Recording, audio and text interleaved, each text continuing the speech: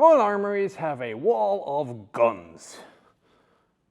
Not sure it's quite the same interior decor that my wife would allow me to have, but I certainly see the merit. But the one I'm most interested in is this guy here, the Rarden, a 30mm cannon designed to suit a very specific purpose, and it was very good at it. Now, it starts off with the 30mm ammunition, and it comes in 3-round clips with a handle on the end.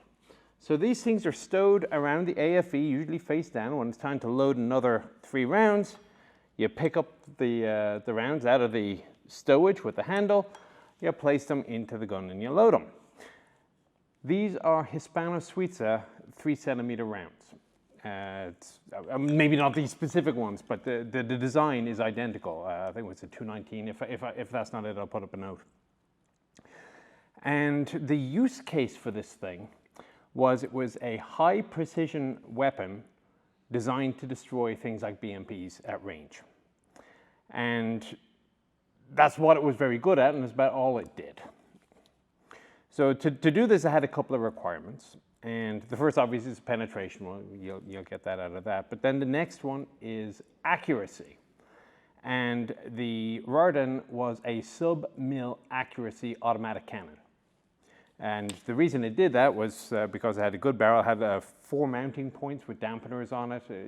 It was very well designed. So you had a relatively low rate of fire, high accuracy. And one of the questions that the Americans had was, what's better? Is it better to have a low rate of fire with high accuracy or a high rate of fire with not as much accuracy? And they compared it against 20 or 25mm autocannon, mainly 25, I think it was. And the conclusion was that you would actually get more penetrating hits in a certain amount of time from the slightly less accurate but higher rate of fire cannon, which is one of the reasons why something like Rarden didn't enter service.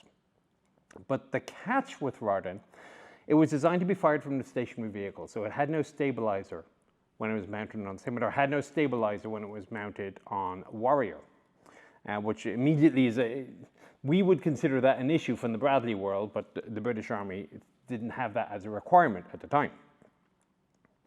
However, when the Americans were debating the correct caliber of autocannon for future systems, it wanted to have a look at Rarden because it had a program called the Low Dispersion Automatic Cannon System, the LODACS program.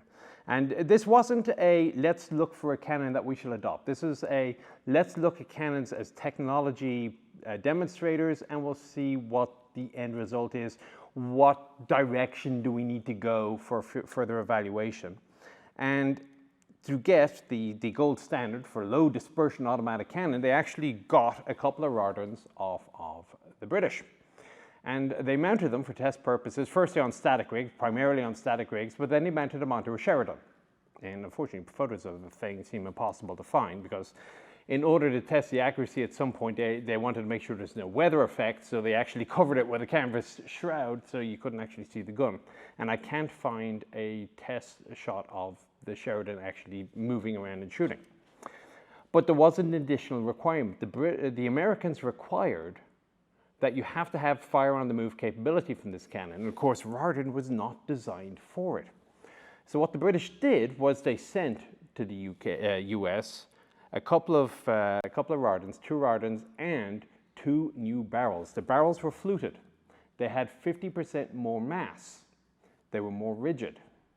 And those were the ones that were used to demonstrate the fire on the move capability of the Rarden. So that's the background of the gun, and the only other interesting feature about it is the loading mechanism. So as I say, these things come on 3-round clips, and they get loaded on a little ramp here. You come down, you push the ammunition in, strip off the handle, and it's done by hand crank. There is a hand crank that you use to load the first 3-round clip over to the left. You can then load a second 3 rounds, so you have 6 rounds on the feed tray, for lack of a better term. It probably is called the feed tray, actually, now I think about it. And your automatic rate of fire will give you 1 round to 6 rounds automatic. Anything over 6 rounds, you have to load and hand crank new rounds. So this is not a high volume of fire weapon, but again, it was very good for what it was designed to do, and I don't think there's anything else to say. So again, thank you to the Royal Armouries for letting me use their little wall of guns, and of course to the Patreons for helping me fund the trip to get out here and do these videos. Hope you found it interesting and informative.